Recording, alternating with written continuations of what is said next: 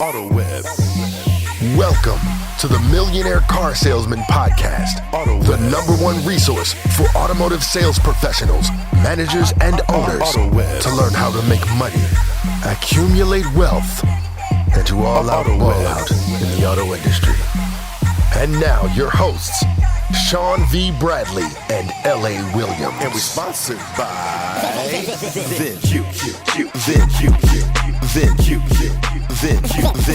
VinQ. What's going on, everybody? This is L.A. Williams, the blind phone master, and I am here with the founder and president of Dealer Synergy, Mr. Sean V. Bradley. What's going on, Sean? What's up, brother? How you doing? So, wait a minute. You're in an undisclosed location. I'm saying, does this have to do with the inauguration, or where are you at right now? I see you in a room right now. Where you at? No. Yeah, I'm actually out training a $2.5 billion auto group. Man, we just had a phenomenal training. It's they're small but mighty, man. It's really, really powerful stuff going on over here. Small. So we're definitely excited about what that 2.5 billion. I'm just saying the one store. The one store. Yeah, okay. The one store. The one store I'm working with right there, small. Because actually, it's funny. I was just working with them last week, as anyone who heard the podcast knows. And I was working with probably about 30 or 40 different people all at once. And now I'm working with like 4. That's but crazy. Man, it's time they get the job done. That's the one thing I love about them. This is a team that absolutely gets the job done. And they're not all arrogant about it. They just they're quiet and mighty. So it's beautiful. But today's conversation is not, about a $2.5 billion auto group. It's more like a $52 billion auto group. You know what I'm saying? Yo, there's, like Meek Mill said, there's levels to this. I want you to bring forth our guest. Yeah, listen, I got to tell you, right? It's an honor to bring this gentleman to the podcast listening waves of the Millionaire Car Salesman Group, rising star in the industry. But before I do, I got to hype him up. You know what I mean? LA, I need some beatbox. He needs to come out here. Let me hear something, LA. Give him something, LA. Give him something. Let me hear something. Roy Davila. Roy Davila. All right, cut it, DJ. Here we go. All right, here we go. So my man, before I introduce him by name, he was just ranked out of the 300 Lithia stores in the United States as number 8 for domestic managers for the Lithia Group, which is a huge thing. Yo, shout out, bust some shots. All right, so my man, and you know what? I'm gonna say the wrong way first. I've known him for like years, and he's so chill. He didn't correct me. I've been saying his name is Roy Davila, but I just found out after years of knowing him that it's Roy Davila. So Roy Davila of Lithia Motors. What's up, baby? How you been? I've been good, man. Good. I appreciate you guys having me on the live and on the podcast, man. It's a good time every time we link up, and man, I'm honored to be here. Okay, so again, let's just get into it, man. Wow. So you just got ranked. When did that ranking come out? So they do a monthly ranking on it. They do the top 25. They do it for finance managers. They do it for the sales managers as well. And yeah, man, I'm honored. I'm number 8 on the ranking list right now. We always break the top 25, but it's huge. We're the only Texas, or no, I take that back. I got one other guy on the top 25, but a little bitty store out here in South Texas, and we're kicking everybody's butts, What's the name of the store that you're at? CDJR of Cal Allen. Okay, and your role at the dealership is what? I'm the general sales manager. GSM in the building. Respect. That's what's up. All right, so let's get into it. So explain to me what is the general sales manager's job description? Okay, we heard the title GSM, but what does GSM mean to you, brother, for real? To me, it means managing the front lines, managing the variable side of it. Not only your sales department or your sales reps, your sales managers, but your finance managers and the revenue flow from, hey, welcome to CDJR account all the way through to completion and, funding the deals and getting the money in the bank, holding everybody accountable along with yourself. And really, I believe it's setting the tempo and setting the speed. Your GM runs the store. They're going to run service and fixed and all that. But I believe the GSM's job is to be the heartbeat and tempo of how that sell side operates and performs. And set an example, really. That's what's up. Tell us a little bit of your structure. How many sales managers do you have under your command? Okay, so right now it's me. I've got a used car director, and then I have a sales manager that kind of helps us and F&I at the same time. I've got an internet manager, and I have 2 F&I guys. Okay, and how many salespeople on your team?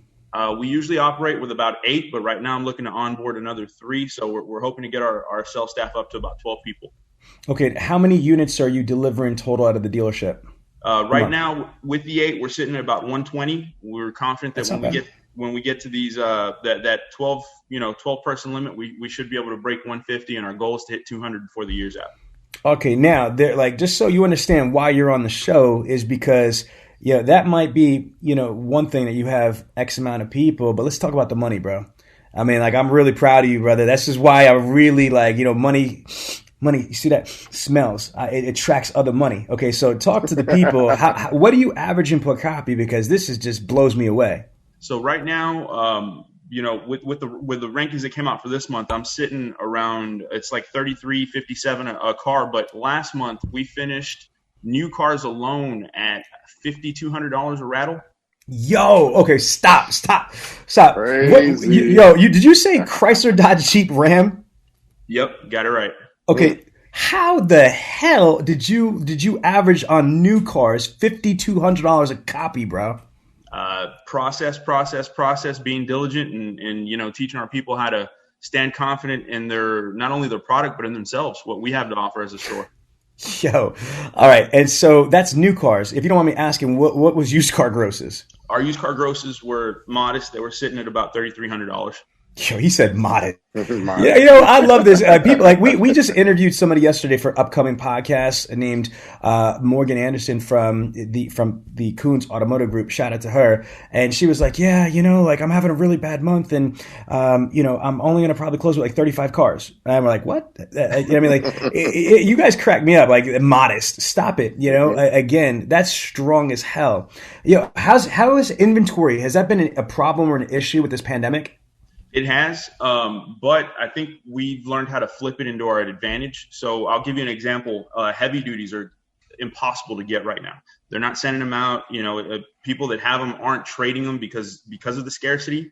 And instead of us, panic selling or something like that, we're holding on to them, and we're asking all the money for the new ones. And it's helped our used car game when we're taking somebody that has a used 25, especially something that's like an 18, 19 or same year model. We'll get aggressive on them because of the scarcity on the new car side. I think you can kind of throw the market listings or what the market says the vehicle should go for. Because of how our area is doing with them right now, we're able to ask all the money. I mean, get aggressive on taking them in on trade, and then we can flip them, and we're selling them at almost new car prices because of the scarcity. So it's all. I think it's all in your perception and how you look at it. Some people can panic sell at this point, or like I said, believe in yourself, believe in your product, believe in your process. And then you can go out there with an effective game plan and still make some money. So, Roy, let's go through this, man. The reason why I have you on the show today is I want to talk about being a GSM, and I want to be. Oh, somebody just said Chianti. No, bro, that's Cabernet Sauvignon, California, 2018.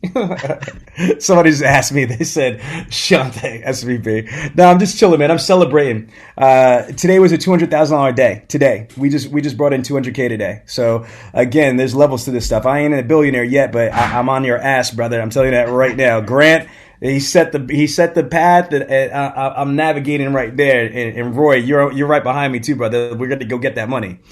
Yeah. $200K today. You feel me? Remember Ice Cube? It's a great day. I don't have to shoot my AK. Yo, I have a different spin. Yo, it's a great day because I made $200K today. You feel me? Man. Yeah, no doubt. So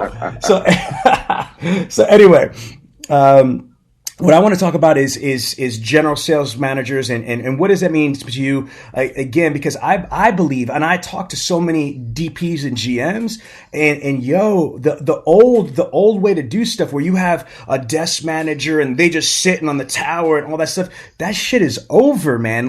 Again, you don't need like bullfrogs on a tower just sitting there. Do you agree with me, Roy, or am I wrong? I agree 120%. Like I said, we sell about 120 cars, and I am the general sales manager, but I'm going to desk probably about 75 to 80 of those deals myself. I believe it's important for me to be involved, be in the game, know what's going on. It's the only way that I know the pulse of my store. I know what's going on, and I can control our gross profit. I can control our deal flow. I can control, what's going on. And if I set those expectations, I can actually hold myself accountable to making them happen. Strong. Okay, so Lovely. We understand what a GSM is. Now, under your command, if I was gonna apply for a job and you hire me and give me an opportunity to be a sales manager under your command in a $50 billion dealer group under Lithia, what are your expectations for me? So let's just pretend, let's role play. Let's just say you just hired me and you said, welcome to the team, Sean Bradley. You're my sales manager. Here's your job description as a sales manager. Here's what I expect of you. Talk to me. But before you do, let's hear from a sponsor. We're all ready to leave 2020 in the rear view and speed into 2021. What better way than with more leads than ever before? Dealer eProcess is the highest converting platform in the auto industry, and we're here to rev up your leads. With cutting-edge technology and world-class customer support, we're ready to jumpstart your 2021. Visit dealereprocess.com/2021 for your free 2021 dealer checklist to ensure you're checking all the essential boxes. Makes sense to me to get the checklist. Now, Roy, tell us, what do you expect of your sales managers? Okay. So basically what I tell you is I expect you to lead by example, most importantly. Like you said, the days of the desk manager sitting behind that desk like a bullfrog and just commanding, saying this and saying that, they're gone. I believe in today's market with transparency, the way everything is going, you want to meet Oz behind the curtain. You don't just want to come in and see the big shadow, So I would tell you need to lead by example and inspect what you expect. That means I want you out on the front lines. I want you touching customers, talking to everybody, treating everybody with the 10-foot rule. Don't act like you're above anything or below anything. And hell, if we get busy to the point where I need you to go show a car, don't hold yourself too high to where you can't go out there, demo somebody and take somebody for a test drive. Amen. I expect you to be in the thick, and I expect us to lead by example. When we do lot parties and I'm moving my lot around, I'm out there in the mix with the guys. If it's in the Texas heat, 110-degree weather, I'm going to be sweating out there with them in a three-piece suit, moving these vehicles around and trying to show them, hey, and my thought process behind that is if I'm not too good to do that, that's what I expect our guys to do at the same time. Just don't point at my porter to move the cars around. Let's get off our tails. Let's go lead by example, and let's go get the job done, And I'm going to expect you to follow the same process the way you expect the salesman or the salespeople to follow. Ooh, yo, L.A., did you hear that? I want you to remix. L.A. is a producer and engineer. I want him to remix that right there, because here's what I feel. You know what I mean? And I'm feeling nice right now. This is my show, said L.A. show, so I'm just going to go in. I get so damn frustrated as a trainer, Roy, because for whatever reason, once you graduate to becoming a sales manager and above, it's like you're immune to training. Like sales managers and GSMs and dealers get pissed that salespeople don't follow processes. They don't put notes in the CRM. They don't do the CRM right. But shit, neither does the damn sales managers. The sales managers are the last people to go through training. You know why? Because I'm too busy. LA, you know the story about the lumberjack that Karen always tells from Franklin Covey? Mm-hmm. Can you tell it? Yep. Or would you like me to tell? Busy. Okay, so LA, tell us. Tell it because I'm breaking up a little bit. All right, so there's this little story that Dr. Stephen Covey talks about in the 7 Habits of Highly Effective People, that there's these two lumberjacks, right? And at first they're cutting, and man, they're knocking down timber, and it's piled up, and all of a sudden, a couple days go by, and then it's less. It's less pile of wood. They're making less pile of wood, and they're making less pile of wood. And by the way, I know I'm screwing this up because I'm from New York. I'm not from like the rural areas, so it doesn't sound as good as if I was from Wisconsin or something with the story. But let me flow with it. So the one lumberjack says to the other lumberjack, and says, you know what? Man, I think that we need to stop and sharpen our saw because I think our saw is dull. And the other guy said, I can't. I'm too busy cutting. I mean, he's too busy cutting to stop to sharpen his saw. I mean, if you think about that, that's crazy.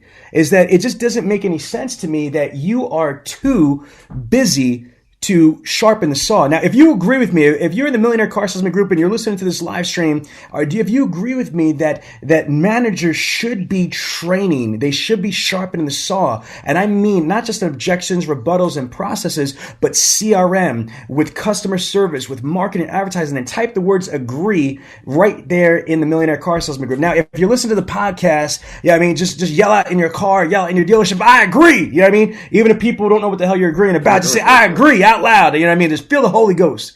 Roy, do you agree with me? I agree, brother. I agree. Preach. Yo, and don't worry, I'm not getting my Jackie Chan on. I ain't the drunken master yet. Like, this is like, I have like 3 sips. That's it. So again, talk to me. Why do you think sales managers don't do it? They don't train as much as a salesperson or a BDC rep does. Why? I believe it's the same reason some of your salespeople fail. It's because we don't effectively plan out our day. It's because we kind of go in, we go in every day, and we might say we have a routine, but that routine usually consists of when you're going to take your smoke break, when you're going to get your coffee, what time you're going to send the porter for lunch. That's your routine. I'm talking about a true routine. At this point to this point, I'm going to practice, I'm going to get with my finance department and go over CIT issues, or I'm going to go over contracts. I'm going to go over deals that we might have pending. At this point to this point, I'm going to do one-on-ones with my sales pros. At this point to this point, I'm going to do a power hour and knock out some phone calls with my BDC people. And then at this point to this point, I'm going to do some real training, whether it be for myself or something that I invite my guys into, and we just role play. Whatever it is, like you said, keep sharpening that sword, not just when I have the chance. If you make it part of your day, you're always going to have the time for it. If you find time for those things that are important, you will grow and excel. But if you give yourself the excuse that you don't have the time, you're never going to make it.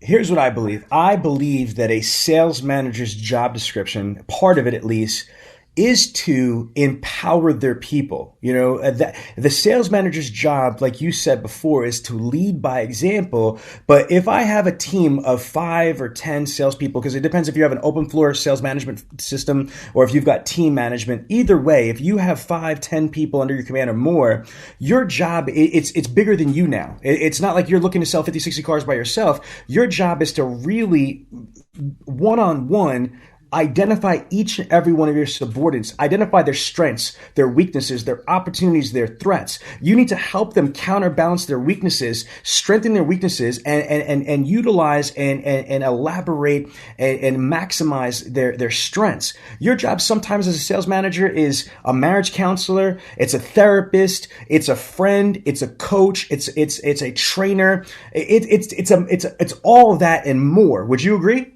Oh, I agree. Talk to me about that. Talk to the people. Talk to the people, bro. Talk to the people. I mean, and I equate it to almost like raising your kids as well. You've got to be that example. And it's the same way. If you have children, you don't want your kid to be doing something. Well, you shouldn't go out there and do that thing. You don't want your kid smoking cigarettes, but you're over there smoking 3 packs a day. That's kind of a hard example to follow. I believe the same thing with my sales pros. So like you were saying on the CRM, if I'm going to expect you to be able to use that CRM effectively, you better not stump me with a question. I better be able to go in there and show you exactly how to use it and what I'm looking for. If I'm on your tail about surveys and CSI, I better know what the important questions are on there and what you need to pass it instead of just barking and preaching. And I think that's where a lot of sales managers miss the boat. They're really good at giving orders, but they're really bad at setting the example. Yo, Roy, I think you're 1,000% on par. And let's think of this in a different way. How could you as a sales manager, hold your people accountable or try to even reprimand them if you don't even know what they're doing? If you think that they're doing something wrong, but you can't pinpoint and show them, hey, this is how you're supposed to do it. All you can complain is, you're not using the CRM correctly. Well, then show me how to use it correctly. Like you said before, that if you as a GSM, number 8 in the freaking Lithia group, a $50 billion group, if you are okay with you going out there moving cars in 110 Texas heat, sweating in 3-piece suits, see, I pay attention to my guests, you know what I'm saying? If you're okay with that, then why is it okay for a sales manager not to turn around and do what needs to get done in the CRM, or do what it needs to get done as far as like your process? If you have accountability metrics, whether it's a scorecard or it's a tracking system or whatever it is, you have to do what you want your people to do for a couple reasons. One, because if you do it, it shows that it's that important to you that you're willing to do it yourself. It should be important for them, right? Yep. But why else do you think, Roy? Why else is it important for a manager to be able to lead by example? Give me a couple of reasons why else. I think it keeps your skill set sharp. Yes. It keeps you sharp. It keeps you on point. You never fall behind. You're always if you're not, you're growing. And there's that saying that I live by it. If you're not growing, you're dying. Yes, absolutely. once you hit that point where you've plateaued, you need to get out of the business. If you feel like you know too much or you can't learn anything, more, you're done. Get out of the way and let somebody that's hungry come take that spot, And that's my thing. I try to in every sales meeting or group setting that I have with my guys, I lead by example and I work with that hunger every day. And it's that deal, we've mentioned number 8. I may be ranked number 8, but I work every day like if my job's on the line, and it's nowhere close to being there. But if I keep that hustle and I keep that hunger, like when I first got in the business, I don't believe anybody around me is going to be able to come take that from me. And I covet that and I own it. And that's what I try to instill in my people. Work every day. Like, we complain about things on a daily basis. It might be a slow system. It might be, man, it's raining, it's hot, it's this, it's that. And I have to remind them, there was a point when I would have killed to have these problems. There was a point where I would have I wanted this job so bad that I would have gone through whatever it is we're going through right now and would have never been a problem just because I wanted this job. And now you got it. Don't forget that you were there, Same thing with the sales guys. There was a point you wanted that you came in, you applied, you promised the moon. Keep that intensity, keep that love, and keep that hunger. And the sky's the limit. Yeah, man, that is so powerful. You know what? I haven't heard somebody explain that way in a very, very long time. And it's true. At some point when you applied to be that sales manager, it was your dream to level up to, whether it's because of status or it's because of experience or because of money, whatever it was, you were excited to be able to apply and get that job and get that next level in your career to become a sales manager. And some people get jaded. Some people get complacent. Some people get, get used to it. Yeah, they arrived and then they get complacent. Here's another, I want to redirect in this. Respect. See, unfortunately, we are living in an artificial world and there's a lot of fake ass people out there and respect doesn't mean the same thing that it does to men like me and you in LA that it does to somebody else. But respect is a big thing. And if I am a manager, I don't want people to just fear me. Don't get me wrong. I ain't no punk. So you better fear me to the point where don't play me out like I'm a sucker because I'm not. But I want you to respect me as your manager, and respect is earned. You know what I mean? Here's the thing is that how can I respect you as a sales manager if you're a lazy, lethargic POS that you won't even get out of your chair, your throne to help me and show me or what have you because it's beneath you. And I think that a manager that's going to be able to do EMI, early management interventions, or they're going to be able to be the first to be doing proactive TOs, not just reactive TOs, or if they're positive about it, they're constructive about it. If I'm a salesperson, I'm going to look at that manager differently. It's like, you know what?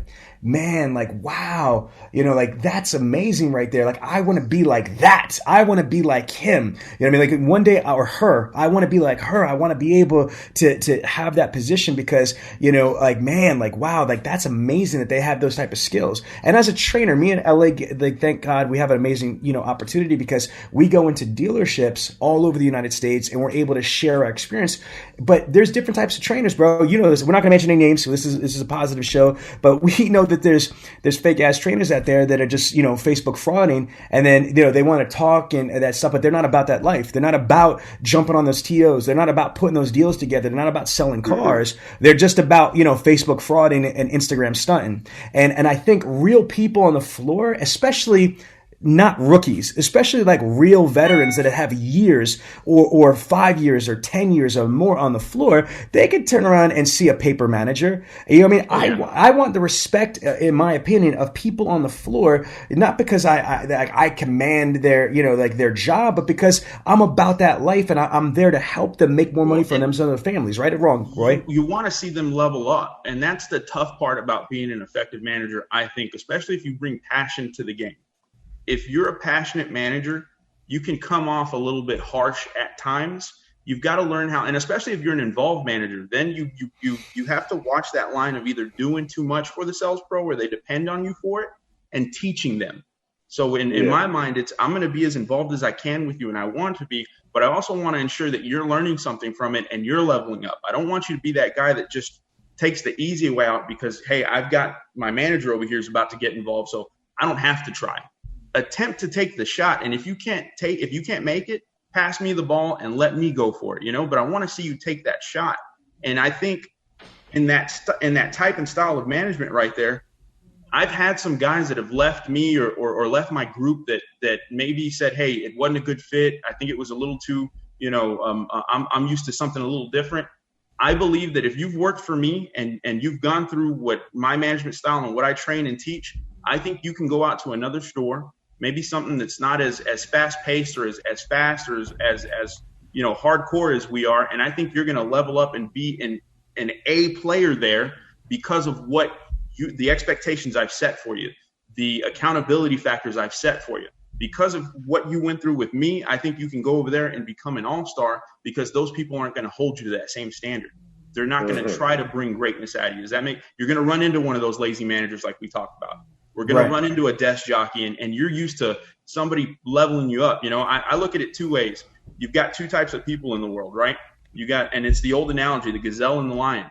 They both wake up at the same time in the morning, but with two different mindsets. The gazelle knows he's got to outrun the slowest gazelle or he's going to get eaten, right?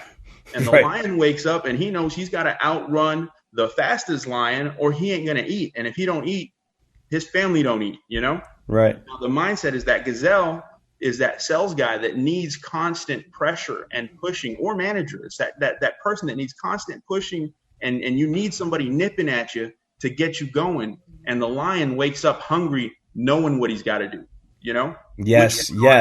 And if you're the gazelle and you work for me, that's fine. I'm going to help you get there.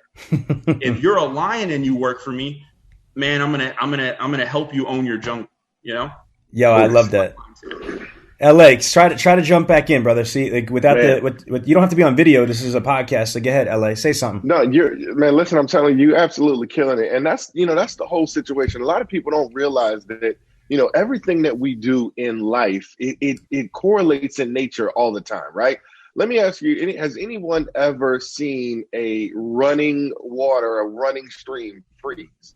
No, it doesn't freeze, right? Only still water freezes. And so that's the kind of stuff that happens to managers and stuff like that. You might have been, as a salesperson, you might have been a drip, you know what I'm saying? You might have been a little stuff, but then when you become a manager and you get all still and stagnant, that's when you end up freezing. But man, if you're a gush, if you're a geyser, it doesn't matter what the temperature is, man, you're going to flow.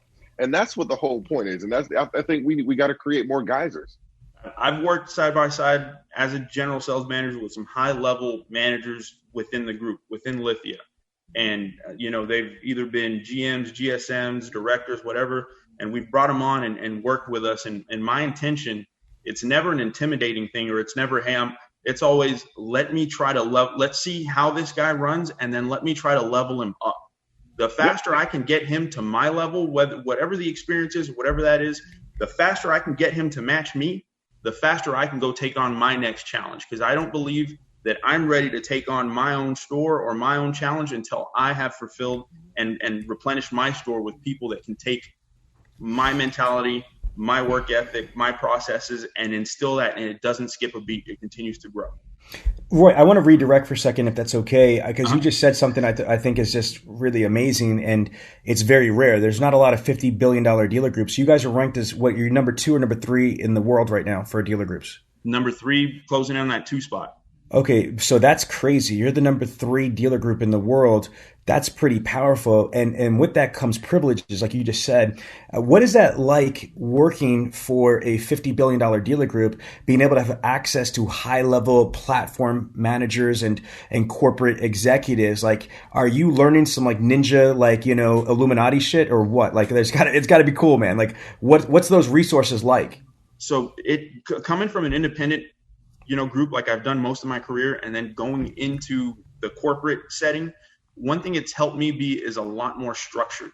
Okay. The accountability factor, because we're a publicly traded company, so it's different than being at, Joe Smith, CDJR. I'm with a publicly traded company, so their deadlines are so tight. We've got 2 closes in the month. We've got a mid-month close and an end-of-month close, and they give you a deadline. These deals, it has to be turned in by this point, no exceptions, no ifs, ands, or buts about it, So instead of looking at all these, and I've worked with guys that came from the independent side, and they're like, it's too many restrictions. I'm out. I can't do that. They don't let me be me. They don't let me. I look at it, okay, it's funny, man, analogies, right? I don't want you to report the news to me. I don't want you to report the problem. I want to solve the problem. So we know the problem's there. Our job now is how do we work around it, right? And these limitations that some people might think have helped me tighten up my game. And they're things that, if I ever become an owner, there are things that I'm definitely going to implement. I'm not going to go back to the way that I did business before. I'm going to do these things because they keep us structured. They keep us tight. Our closes are smooth. And some people might look at them as obstacles. I look at them as, hey, man, they're there for a reason. These guys, we're growing, number 3 growing on number 2, biggest dealer group in the U.S. It works. It has to work, right? Let me learn let me learn these processes, and then let me learn how to maximize what I can do and not let these things limit me. Man, that's strong. I want to go back to what we were saying before.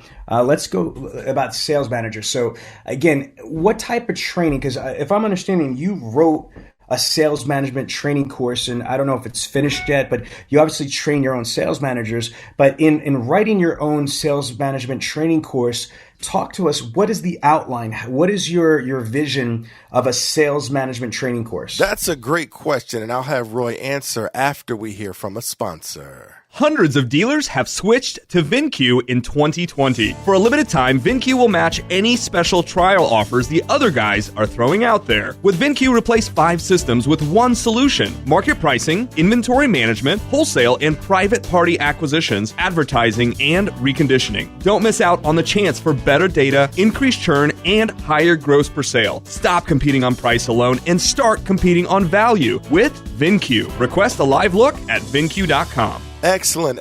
So Roy, tell us your vision of this sales management training course. I believe it's very similar to having a road to the sell, right? Okay. We hold our sales people accountable for a road to the sell. Let's hold ourselves accountable to the same thing.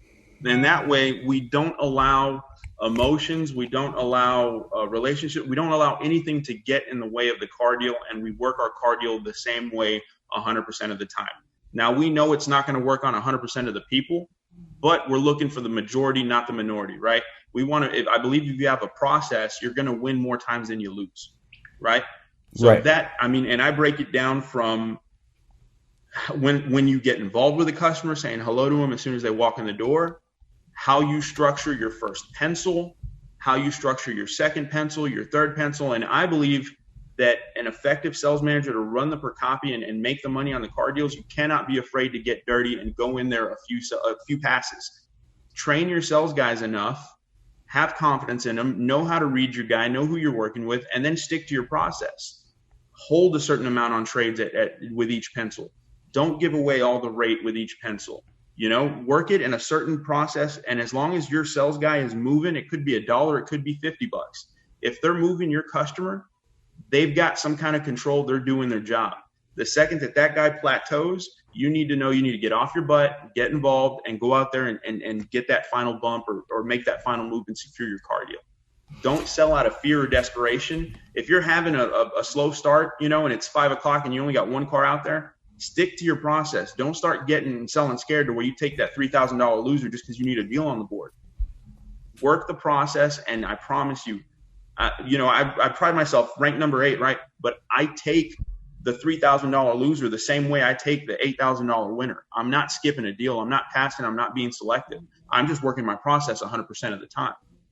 So you talk about process. I heard that as a reverberating theme in this podcast. Process. So let's talk about the process, if that's okay. Yeah. Let's give the audience a little teaser of what's in your mind, because man, you're young as hell. You look like a puppy. I'm like, how old are you, man? For real, to be the number 8 ranked badass in Lithia. So how old are you? 31. You're young. Oh my God. I'm 44. I look at you and I'm so proud of you, because it's like, wow, you're 31 and you got your whole career still ahead of you, and being so young to be ranked in Lithia, that means something, dude. So I'm super proud of you, and thank you for being on the show. So let's get into it. So let's just say I'm a salesperson.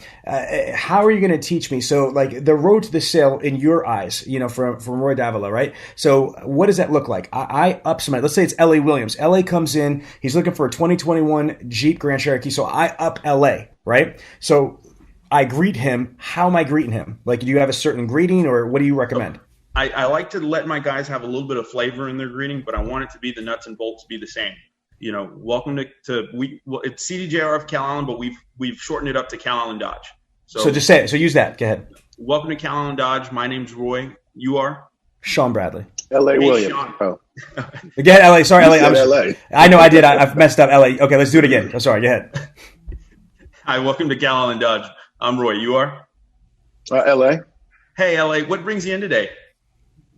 Looking for a Jeep Grand Cherokee. Awesome. Have you spoke with anybody here? Or is this your first time here? It's my first time. I heard you guys were a pretty cool store. So, man, we're actually the fastest growing Chrysler Dodge Jeep Ram store out here in the Coastal Bend. Hey, we've got a huge campus and a ton of inventory. If you don't mind, follow me inside real quick. I'm going to get some quick information. We're going to make your process quick and easy. We're going to save you a lot of time and money. Sound fair? thanks. I appreciate that. I'm going to escort them inside, and the first thing that I'm going to have my sales guys do is what we call a guest sheet or customer information sheet. I think I wholeheartedly believe that the gross and your car deal is made in the setup. It's made in how you can set your car deal up. Selection is key. So in that information sheet, I'm going to figure out what you're looking to accomplish. And I'm going to ask some questions like, what are the required options you're looking for? Okay, so let me just jump in here because this is a big thing. I don't know if I think my daughter just started selling cars at a Chevy, Subaru, Kia dealership. So shout out Kalina Bradley, my baby girl, right? And so this is something that she was a little bit stressed out is the qualification process. So do you have your own customer worksheet? Because some people have 4 squares, the old, cross with the 4 quadrants. Some people have customer worksheets. And unfortunately, I think a lot of dealerships have shitty customer worksheets that don't have the right question prompts. So have you solved that problem or is it just basic? Let's talk about that. I have the same guest sheet that I've been using for the past couple of years. I'll add things to it. I'll take them away from it. And every dealership that I've worked at, it's the number one thing I've implemented. And I attribute it to all the success I've had is that guest sheet. And as funny as it is, man, I learned that when I was on the road, when I was traveling with, a quote unquote Carney crew, and I was a finance guy for them. That guest sheet, I saw it and I said, man, that thing just helps you grab control of that car deal so quick, and it makes their visit so much faster. You get to the nuts and bolts and you figure out what they're looking to accomplish. It also gives you all the power and control. Let me stress, audience, what he just said. He just said that the customer worksheet is one of the most important things to the success and to the profitability of the deal. Now, Roy, let me build on that. NADA says that the number one reason why people don't buy cars is not price, it's not COVID, it's not any of that stuff. It's because they're landed on the wrong car, which tells me that they weren't qualified properly. And worse than that, Travis, that is they obviously weren't TO'd properly the right way and further qualified the right way. And that's because they had a shitty, customer worksheet or a crappy qualification process. So Roy, I think you are spot on that, as sales managers, you need to have, in my opinion, one of the absolute best, customer worksheets that has the absolute best, most important qualifying questions. So with that being said, Roy, can you give some of the most important qualifying questions on the customer worksheet that should be there? Because like you just said, this is so critically important. And I think that not enough dealers have the right questions that their people are asking. So what are those questions? The questions are, of course, this is an opportunity for you to gather information. In case you don't make it, follow up, all that's very important. So do the basics, get the name, get the phone number, get the email. A lot of people try to skim over those things like salespeople. They want to get down to the nitty gritty. Slow them down, get those things, because with those things, you can follow up effectively in the event you don't close your customer. And you have it up front. You're not asking it from them later. So after you've gotten that information, of course, you want to figure out what are they looking for? Who's the vehicle going to be for? Are all decision makers present? Ooh, yes. Want to know is the vehicle for mama, and is she here, or is she going to be a part of the decision making? And then you want to know required options. And then the big one is what's their target budget? And by target budget, I don't mean I'm looking to spend $39,352 out the door. What's coming out of your pocket now and on the 15th of every month? Figure out what kind of initial investment, what kind of monthly payment they've allowed themselves. Let's banter on this one, okay? Because there's so many. And I have a quick question too, Sean. When you get a chance, I got a question. Right after this, I have ADD, so let me get this part out before I forget, okay? But then I promise, LA, I'm going to bring you back in on this. So, Roy, there's a lot of people that have a different opinion, which obviously we all have different opinions, right? But some people don't like asking, the would you, could you stuff. But that's not what I heard you say. Asking what somebody's comfortability level as far as initial investment, aka down payment, and what their monthly investment budget would be. Some people don't like that, and again, for them that might work, but for you, part of a $50 billion dealer group, part of that ranked number 8, you're doing something right. If you're able, and America, listen, and even overseas, car people. If this dude is averaging $5,200 on a freaking new car at a Chrysler Tier 2 product, dealership, then he must be doing something right. So Roy, what do you say to people that say, "Oh, you're crazy for asking how much their investment is or how much money they want to put down or pay a month"? Why do you want to know that in the very beginning before you even do anything? You're setting expectations. I need to know what this customer's expectations are, because the same customer you're intimidated of asking those questions for, if you never bring that to Front Street, right? And this guy wants a Ram 1500 and he wants a Laramie and he wants it to have the touchscreen and butt warmers and the whole nine, but the guy's expectation is a $400 payment. If you don't know what his expectation was up front and you just go through your process willy-nilly, you're going to lose that guy when it comes down to negotiation. And you're not going to be anywhere close to the realm that he wants to be at, and for me, the most effective, and I think about any purchase you make, they ask you those kinds of things. We've actually gone to a new verbiage that I love to use with your challenge credit customers, right? Like one of the questions that I have on that customer statement is your credit quality. If you had great credit and you can buy this dealership, you're an 8. If you need a little bit of help, you're a 1. Can I do this? Yeah. What I'd like you to do, and I didn't forget you, LA, is this. Can you please demonstrate, and this is, I'm going to be selfish, this is to help my daughter. You know what I mean? Like, the dynamic I have with my daughter is, even though I'm Sean Bradley, to her, I'm just dad, which drives me crazy. You know what I mean? People are paying me a fortune for the advice. She just blows it off. So maybe she'll listen to you. So again, let's just role play with LA. If you could just do a mock, because I want us, and for the podcast, for people to hear the word tracks, because honestly, man, right here, what we were about to get into, this is great. Forget about the walk around, forget about the closing, forget about the, if you can't qualify them properly and land them on the right car, you're done, or you're going to minimize profitability, and I concur. So I want you to role play with LA. Let's just say you sat them down, pretend like you pulled out your customer worksheet, and now I want you to start qualifying for real. Okay. 3, 2, 1, go. All right. Got his driver's license, got his information. Ellie, what kind of vehicle are you looking for? Wait a minute. First of all, I'm excited. I got to driver's license. Holla! Anyway. The blind guy's got a driver's license.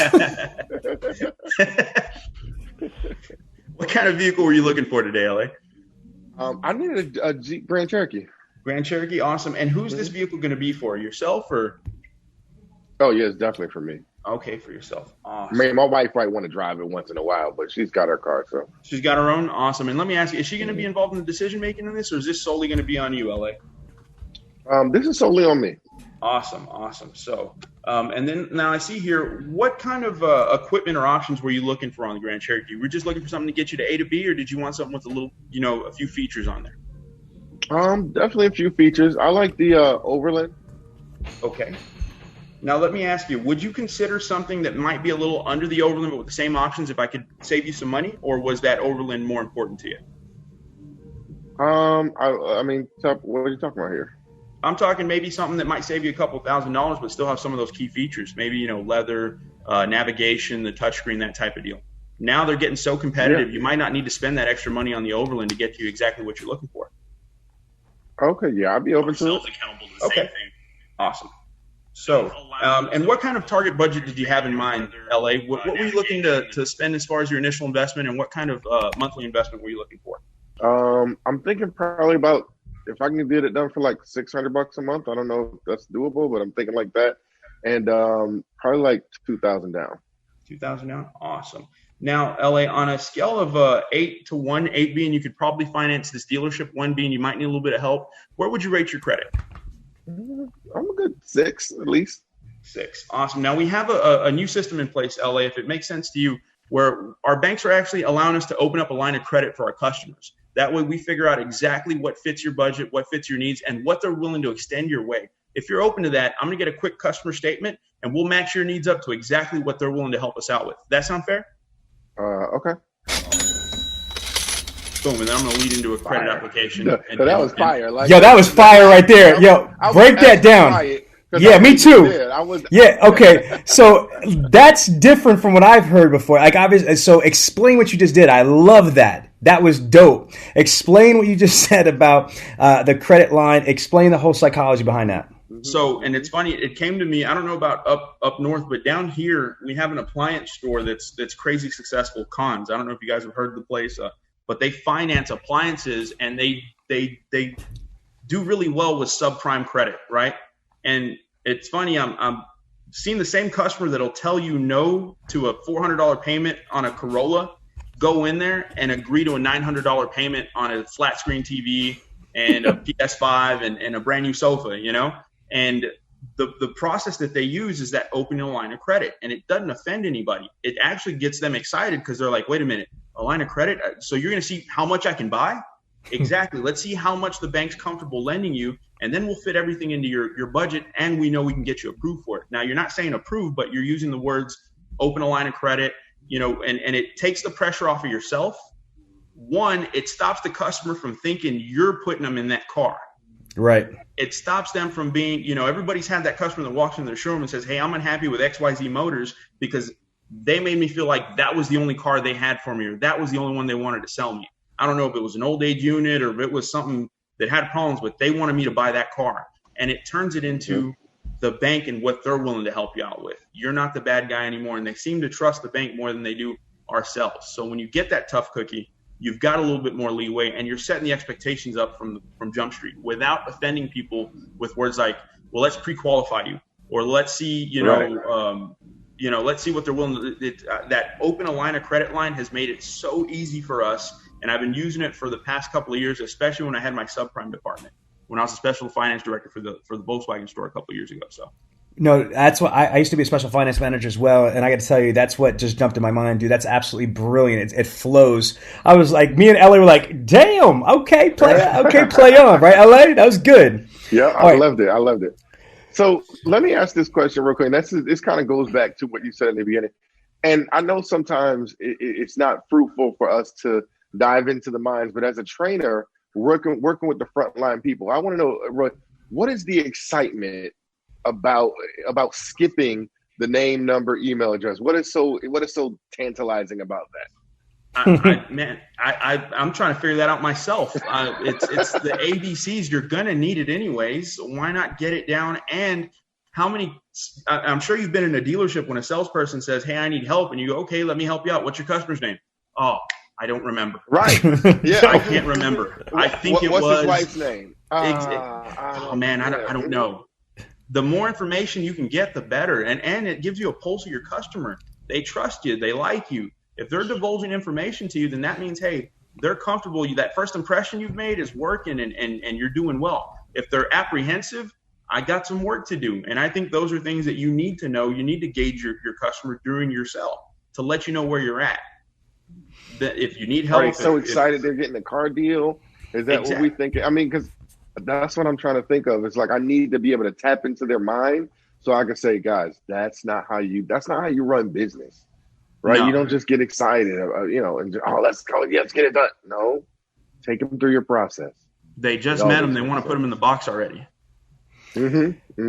What needs to happen, and I want to circle back because again, I'm going to be selfish for Kalina right now too, is when you're qualifying somebody, what you just demonstrated, which is what I asked you to, is the proper qualification process strategically for the deal. But I also think that there should be, and I believe you, Roy, believe the same thing. There should also be the qualification to build a rapport, to build common ground. So when you are doing the customer worksheet, it's not like a freaking interrogation with the KGB, the ex-KGB officers, like, where are your papers? Like, you're not trying to interrogate somebody, but through natural flow of conversation, when you get experience, this happens. Just, again, asking questions about, what they're going to use the vehicle for, what do they do for a living, yada, yada, yada. These every little piece of field intelligence, I'm going to repeat that, field intelligence that you extract from the prospect, family, children, anniversaries, birthdays, hobbies, interests, all of these things, every bit of it should be articulated and put into the CRM, because here's the reality. A fresh up is still only 18 to 22% closing ratio, fresh ups, even in the pandemic. However, appointments that come in from the internet BDC are going to close around 50%. That still means that even if people are in front of you, you're not going to close half of those people for whatever reason. They're upside down, their credit is bad, or they don't qualify for this program, or they don't want to spend the money, or something happened and you pissed them off or they pissed you off or whatever it is, but you're not closing everybody. So you have to be prepared to follow up with these people. And if you don't know the contact information, numerous email addresses, phone numbers, the preferred method of communication, their days off, when do they prefer, morning, afternoon to speak? I mean, we are working so much harder, or we're supposed to be working so much harder because we're so lazy in the beginning to get the information. Yep. Either way, you're going to have to work. Either you're going to work hard in the beginning and make your life easy in the follow-up and the close, or you're going to do a lazy-ass job at the beginning and work yourself to death trying to put it together on the back end, which makes no sense. LA, do you agree? Yeah, 100%. Your funnel always comes to mind. It's like when we talk about, the inbound phone call, it's like, hey, putting the work in the beginning, so that way it just drips right into your bucket, man. It's beautiful when that happens. Hey, Roy, can you tell us what's the thought process behind the 1 to 8 thought process instead of the 1 to 10? You know what? That's a great question, LA, and we'll find out the answer once we hear from a sponsor. Auto Credit Express is the leader in subprime auto financing. For over 20 years, we have served the online consumer, working to match the best dealers with consumers who need their help securing financing. With more than 250,000 leads per month, Auto Credit Express is the authority for dealers who understand that the special finance deal generates a higher gross profit. We've worked hard to innovate our solutions, bringing you Buyer Assist to drive consumer text engagement, building out robust solutions to help the underserved Spanish-speaking community. We now deliver proof of income on our leads through our proprietary STIPS feature, and are building dealer-branded social media marketing campaigns to help you, the dealers, build your brand. Contact Auto Credit Express today to learn how we can help you own your market for subprime finance. Sell more cars with higher gross profit and partner with Auto Credit Express today. Mention the Millionaire Car Salesman podcast for a special discount today. Okay, Roy, tell us why 1 to 8 instead of 1 to 10. I think you lowered a little bit, and you're not guessing so much, because if you give them a 1 to 10, somebody that rates themselves a 6 might really be like a 5 or maybe a high 4. I think that 1 to 8 translates really, and with Credit Karma, everybody has Credit Karma in their pocket. Everybody has Capital One. They have some kind of tool. So when you give it that 1 to 8 scale, I think it goes off in their head as an equivalent to what their Credit Karma is telling them. So if I ask you on a scale of 8 to 1, and 8 being, you could buy this place, 1 being you might get a little help. If that guy saw his Credit Karma as a 650, he's going to say a 6. If he saw a 580, he's going to say a 5. I think it translated to a little bit cleaner guesstimation. Hey, Roy, I'm sorry. We have somebody in the Millionaire Car Salesman group. I wasn't going to bring this up, but if you look at the Millionaire Car Salesman, I'm actually going to show you on my screen, because I don't know if I'd appreciate if you answer this, because I don't want to dodge, but I don't want to put you in a precarious situation. Can you see my screen? Yeah. Robert Hudson says, doesn't Lithia pay for Andy Elliott training? So I'm going to love your answer on this, bro. I want you to keep it real, be respectful, but I didn't bring it up, but one of our members asked, yo, share your experience, homie. Yeah, they do. We signed up an agreement with them, but I can say personally from my growth and what I've learned and the experiences that I've had, I've been with you for, years, and the amount of knowledge and what I've learned and been able to translate, I can say with absolute certainty, what I've learned with Sean and Dealer Synergy, I can't replace it, man. And it really does contribute to the success that I've had thus far in my business. And not only that, the relationships that I've made with the Millionaire Car Salesman Group, with the IS-20Gs, you can't replace those. You can't substitute them. And although as a group we go that route, man, me personally, I owe a lot of what I have to what we've been able to do together. And I'll tell you this, I'm saying yes, Lithia pays for that. Sean, I don't think I've given you $1. Right. I No, think we haven't. What we've built and what you've helped me with has all been just in a mentoree relationship, and I've always respected you and loved you for that. And, especially the support your team shows me. And, you can't replace that, man. So although, we might be doing that on a company side. Personally, man, I'm doing this podcast.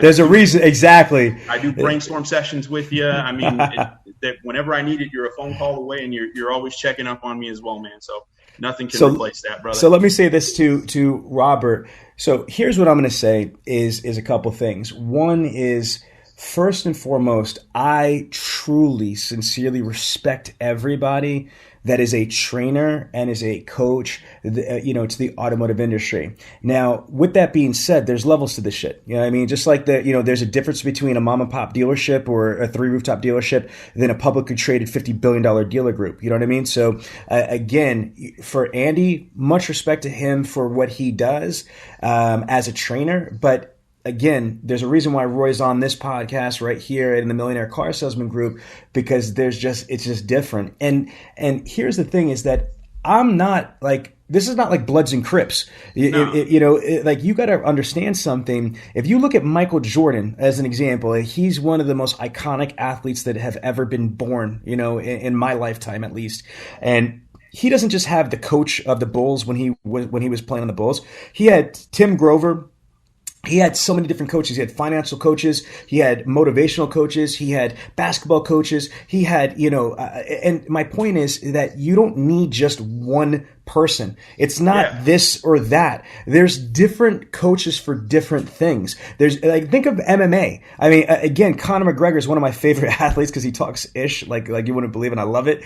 But again, you have striking coaches. You've got you have jiu-jitsu coaches. You've got judo coaches. You've got wrestling coaches. You've got boxing coaches. You have all of those world championship coaches to create a mixed martial artist. And I'm going to say this right here, right now. This shit is not boxing.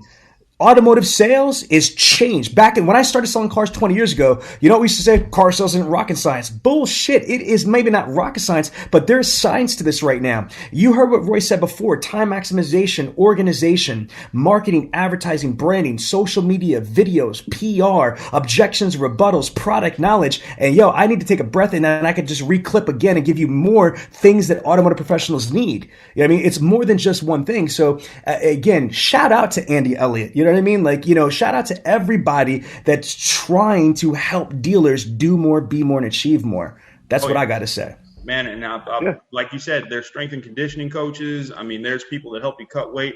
Same thing with this game. And it's like we talked about earlier. If you're not growing, you're dying, So Absolutely. Use everything you can to help you get to that next level. And people that have to, start those fires or try to be that guy that points those things out. I mean, it's almost like you feel bad for him. Grow, homie. That's what we got to do. That's what we're all here to do, Yeah. And again, if I wasn't secure with me, I would have deleted that comment or wouldn't even brought him up on a podcast that goes out to like tens of thousands of people. But man, I'm secure with Sean V. Bradley. You feel me? Like I'm me. You know what I mean? And it could be him. I gotta come in here, gentlemen, because we don't know. Listen, and this is the whole thing that I teach about. The science of communication, right? That was a text, right? So we really don't know if he was asking it from does it could have just been a simple, hey, well, real quick, does Lithia pay for, Andy Elliott training? I just kind of just wondering. So let's not go ahead and add, tone and inflection to his comment, right? Let's give the man the benefit of the doubt. Let's see what happens. Right on.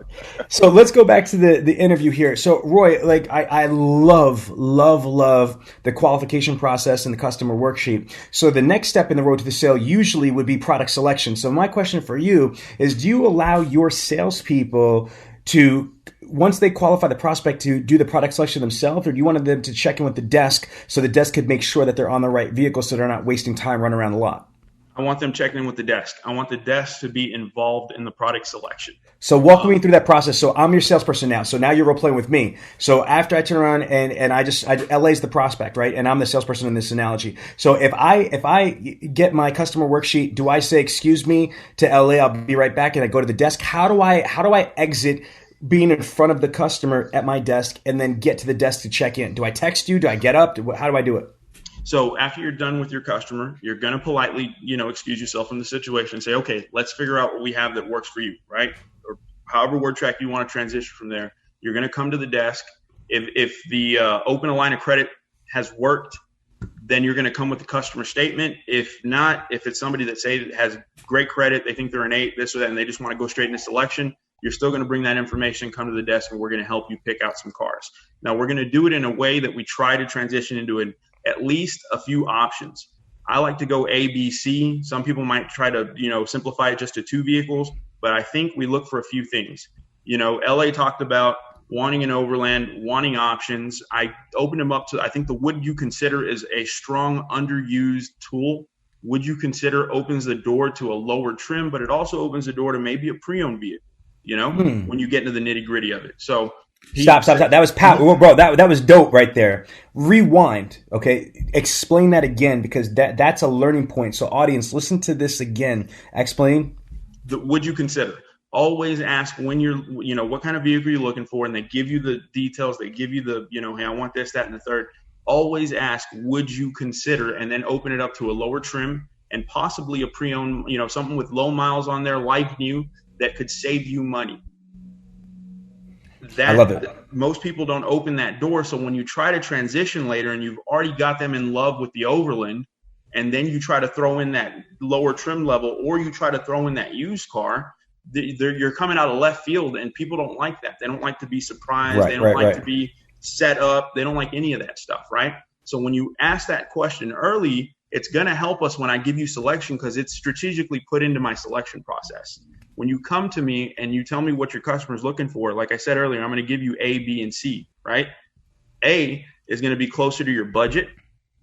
If you wanted a $600 payment and we've got you I've got your application, I know where you're I'm going to show you, maybe instead of an Overland, I'm going to show you a Laredo. And then I'm going to have option B will be, a Laredo that's a little bit loaded. Maybe it has leather and nav. And then the last option will be the Overland that you were looking for. But the intention is to show them the first one. If they ask it, hey, well, Mr. Customer, I understand that, but you said that, budget was important as well. I just wanted to show you for what you were looking to spend, this gets us the closest to it. Now, if you're looking for something with a little more options, these are going to be a little bit more. Now, I don't want you fender trading. Repeat that for us, Roy, because it broke up. I don't know if it broke up on that podcast, but that was a very important statement. So say that again for me one more time. Okay, so we're going to show option A, which is the lower trim level. And when the customer says, well, I didn't ask for that vehicle, your response is, hey, Mr. Customer, I understand that, but you also told me budget was important to you, and this gets us the closest to what you were looking to spend. If you're open, I have a few more options that I can show you, but just keep in mind, these are going to be a little bit more. And if the customer tries to start negotiating with you on the lot, don't enter into don't lock horns with them and start, fender trading with them. Just, hey, I've got a great team inside. They'll do their best to put it together for you. I just need you to be a little open-minded with me and understand these are going to be a little bit more. And then go into presenting and selling.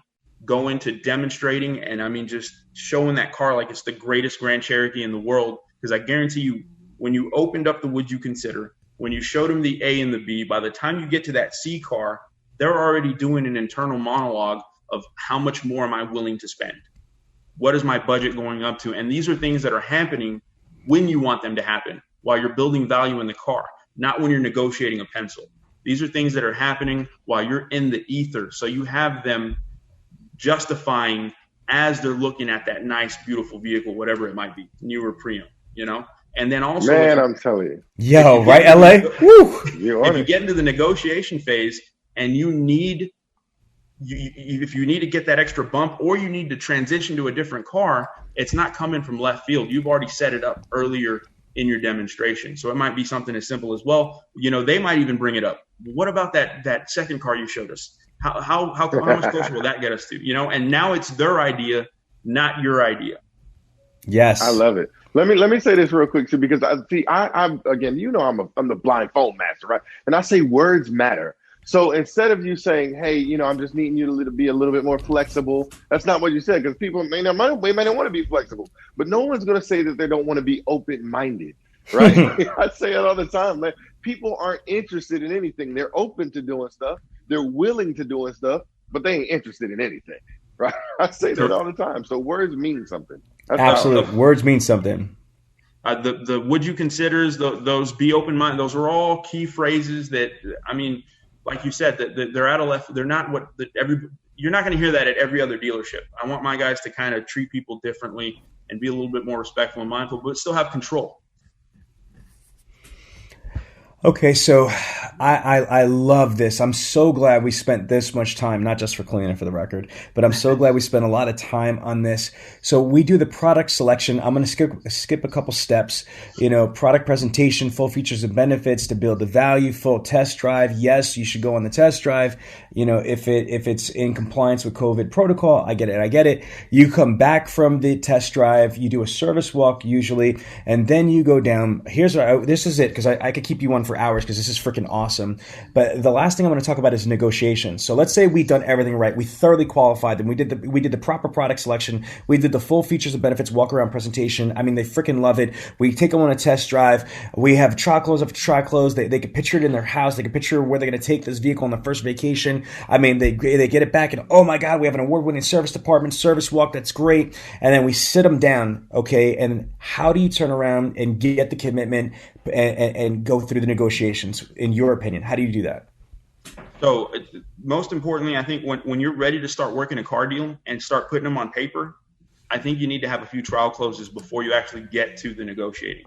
Give us a couple of trial closes you like. One of my favorites is, hey, Sean, if I can get the numbers and everything's agreeable to you, is this the vehicle you'd like to see in your driveway and not your neighbor's? It's lighthearted, it's funny, they get to laughing, but you're going to get some kind of commitment from them, or you're going to get what their hot button is. They're going to tell you, wait a minute, it all depends on what you get me for my trade, or it all depends on my payment, or how much down. You'll get that objection and what their hot button is, so that you and your desk know how to work that car deal.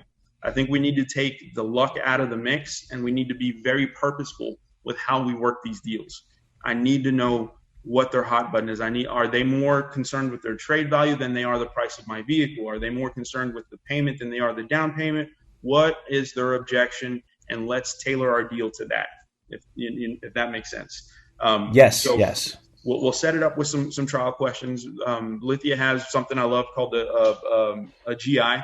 And that GI is basically like a first pencil that you let your salesperson do. So they'll bring it up to you, and it's got a questionnaire on it. I've kind of deviated from it just a little bit with my pre-qualifications, but still the nuts and bolts are awesome to it. So you'll write. What's GI stand for? General information. Okay.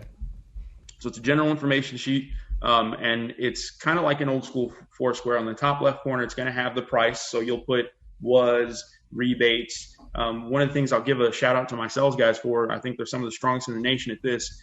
We hold our addendums like crazy, man. And that is the why we make the money we make. We charge $39.99 on trucks, and we charge $29.99 on everything else. And these guys will very rarely discount it. They hold to that thing. And I mean, it's what type of addendums? I know, but explain what that is to people that might not understand. So the addendum is the accessories we add to the vehicle. So on trucks, it's going to be like a EVTS tracking system. That's a Mopar system we put into it. Nitrogen tires, window tint, bed liners, running boards, undercoating, and then we put this product called Brake Plus on it, which pulsates your brakes instead of just that solid braking. I mean, that thing's pretty powerful in itself because of the show. You can literally have somebody look at their phone while the car's in their peripheral, hit the brakes, and that flashing light catches your attention. So you know that somebody's stopping, So we use those products. I'm curious, like with the addendums, how much do you add to the gross of the deal with these addendums approximately? I would be confident in saying dollar for dollar is your profit. So how much? Like $1,500? What would you say? I'd say close to $2,000 to $3,000. Holy shit! Yo, I can price you one of my cars at invoice. Get him. Hold. All right, you heard that? He said 2 to 3 G's addendum. And so, are you telling me on 100 cars that you like? Because you sell about 100 cars a month right now, 120 or whatever it is. Are you freaking telling me that out of 120 cars that you are making at least $2,000 to $3,000 in addendums for 120 cars per month? Oh yeah. Yo, LA, when you edit this shit on the podcast, bust some motherfucking shots for that right there. Are you kidding me? That's why you're getting 5 G's per copy. That is straight awesome. And I respect that. So let's talk about that right there, because if anybody's listening to this right here, fuck, 2 to 3 G's in addendums times 120 cars, and you're soon to be at 150. Wow. Okay, now let's go through this. The addendums, true net cost. Like, what is the actual cost for you? Let's just use a round number. Let's just say if you're grossing $2,500, for the addendums, I can't wait to hear this. What is the actual cost to you for those products? On a truck that we have a $39.99 addendum on, actual cost is probably around $1,500.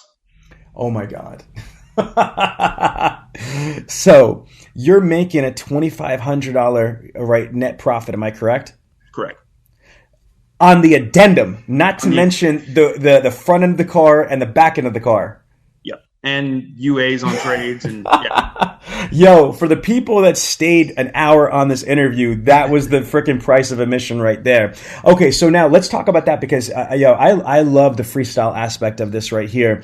Because I did not know that you're doing that. That makes sense. I believe in aftermarket, and I'm gonna just tell you, you ain't dealing with a rookie either, baby. I used to sell Grand Marquis.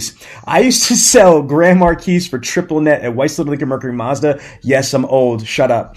But I was making 5-6 G's on the freaking vinyl tops and the chrome rockers on there. And at the pay plan I had, we used to get stupid money on all the aftermarket stuff.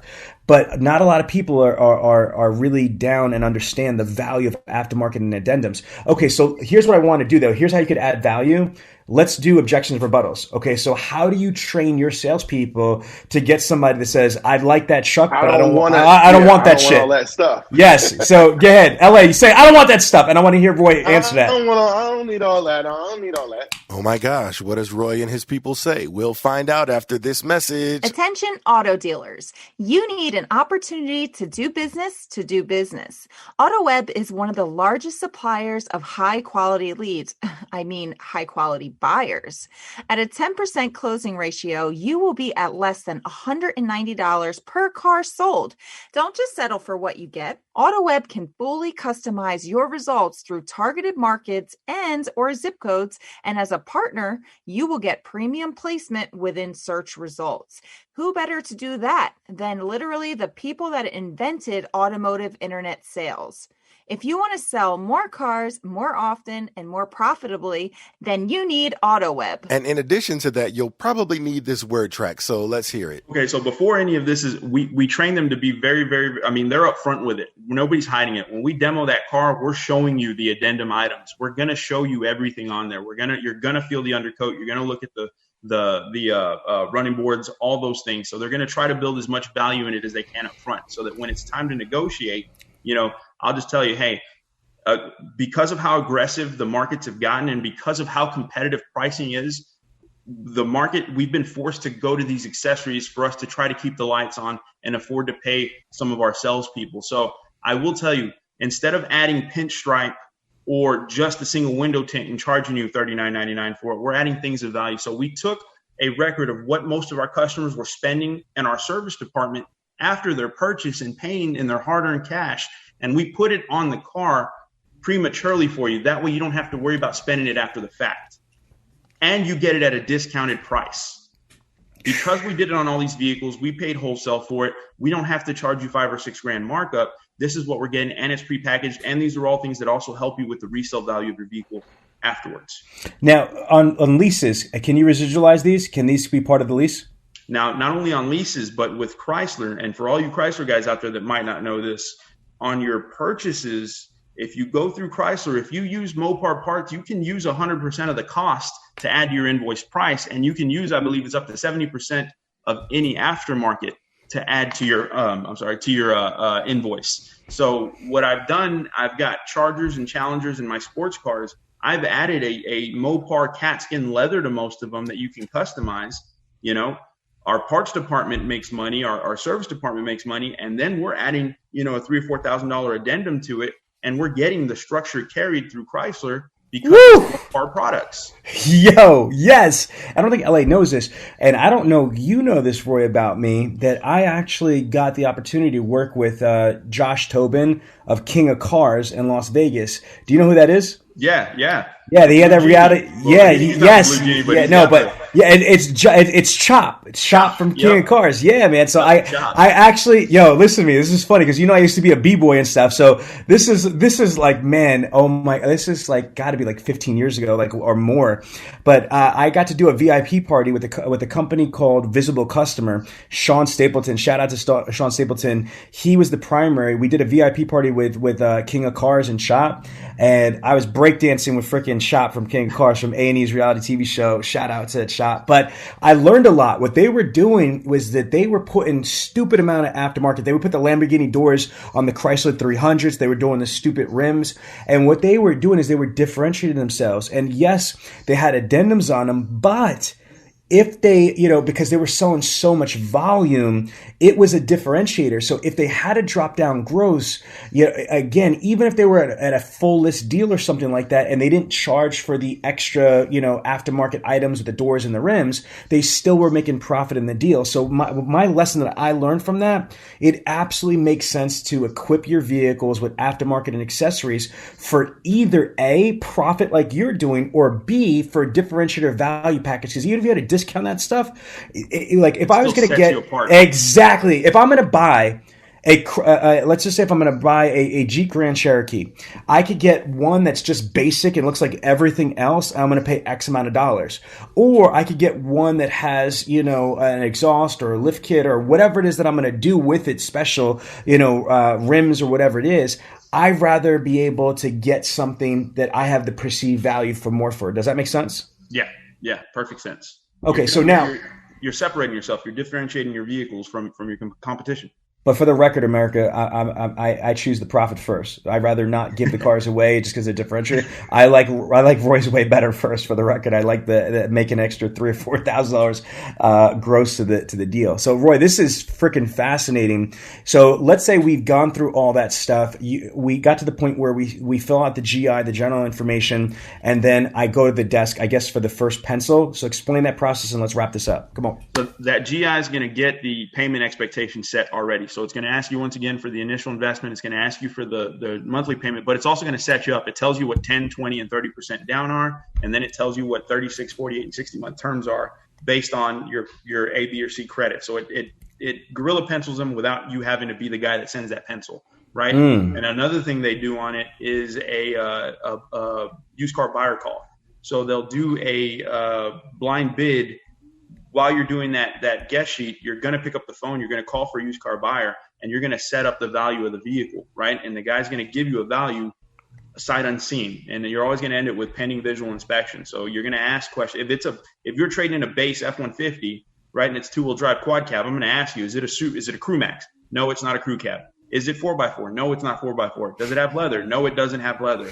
You're just devaluing. Then you'll say, okay, well, our used car buyer says pending visual inspection, that vehicle's worth X to X. Okay, great. What the hell? It's not like, Mr. Customer, don't worry. They haven't looked at it yet. That's just a blind bid, basic auction values. We're going to work to get you the best deal we can. So you've already set expectations, and you've got a pretty hardcore commitment out of them. Yo, I'm glad you explained that, because when you said blind bid, I thought you had L.A. helping you out there. No? No. Without us actually touching the car yet. But I get it. Once that first pencil comes in, we're going to give you what we call a mirrored right back.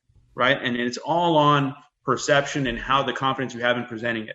We're going to try to fire it off to you pretty quick. That way you can go out there, give it right back to them. And they're going to say something like, wait a minute, these are the numbers I've already seen, or that doesn't reflect my credit yet. Right. And I'm always going to say, send the first right back in at, if it's a new car, send it in at 18%, send it in at short term, ask for the $10,000, $8,000, $9,000 down, and don't disclose full rebates and UA that trade where you were sitting on that used car buyer call. When they present it out there, your salesperson is going to say something to the effect of, hey, Mr. Customer, we value your time. He got some quick numbers for you. You're going to notice they're pretty much close to what we looked at before, but we just want to see, where you wanted to be at. So they're going to go over, hit them with those numbers again. And I train my guys to try to flip that paper when it comes to negotiation, show them that thing once again. They're going to give you the same input, flip it, and then start to use your expertise. Hey, for every 1,000, it's $20, and really dive into the negotiating factor. If they hit you on trade values, go into the devaluing the trade. If you've done a proper UA, get your value, write the problems that you see down with the car, tires, windshield, paint, whatever it is, devalue that, and then, balance it against what you gave them, and then try to come to a number that way. And always leave the pencil with, I'm not sure if we can do this, but let me see. Don't ever leave the pencil with, I'll make these numbers happen, or I'll get it right in this. Don't overpromise. And even if you know you got them hooked, don't overpromise. I'm not sure if I can get this done. Let me go find out. L.A.? Man, Roy's on it. These are just simple little techniques, simple little truths that most of us don't want to follow, right? Because we, just as the salesperson, you always want to think that, I'm going to say something different. I'm going to do that. No, man, just follow the freaking system. It works for a reason. And that's why I love everything that you're saying. If you have a sales guy, and I'm not going to use words like weaker, but if you have a sales guy that's not a strong negotiator, right? If he's not good in the pocket, get up and go help him present those numbers. You get up and go give that first pen. There's nothing wrong with a manager doing the first pencil. You can still hold the same kind of ambiguity there is to it, and act as if somebody in there is working the numbers for you. You're just helping with the process. Or when it comes to the trade allowance, we have a used car manager. Everybody knows there's a used car manager in there. That's the guy giving the value, not yourself, right? So you can negotiate as a middleman out there, even though you're the manager. Not all of it's up to you. You don't control interest rate. You don't control the used car value of it. You may be able to help with price or this or that, but go out there and help present the numbers. Right. Talk about this, Roy, because this is one of the things that I have questions about. How do you get that quote unquote what you said, not strong salesperson? How do we get them to the point where they're strong if we can't? Sometimes I can't figure out, okay, are you not following this because you're arrogant and you don't want to? It's because you're afraid. It's because what is that's why I say a lot of times I like to dive into the reasons why people do what they're doing.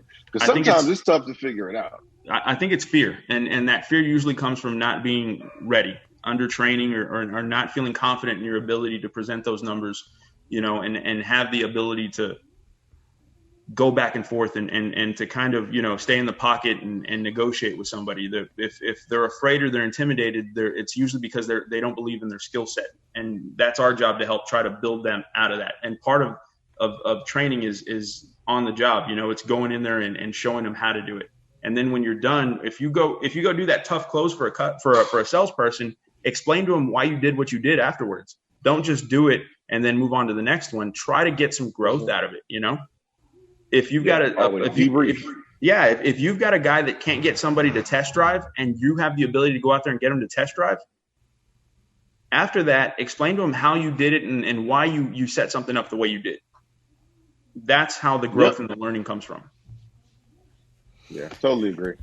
Okay, Roy, I could keep you on here forever, man. This is like an epic, massive value.